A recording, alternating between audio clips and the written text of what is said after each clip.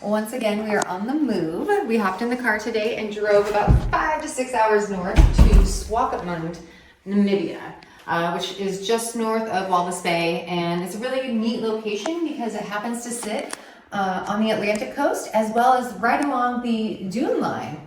If you come on over here, the property we're staying at is Desert Breeze Lodge. And really cool thing, they're right up on the dunes. So we have a couple options on how we can see the dunes. You'll see right here we have this awesome patio. Come out here, have our coffee in the morning. Look at these beautiful, beautiful dunes.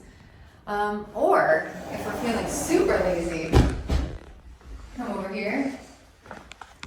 We don't even have to get out of bed. Pretty sweet.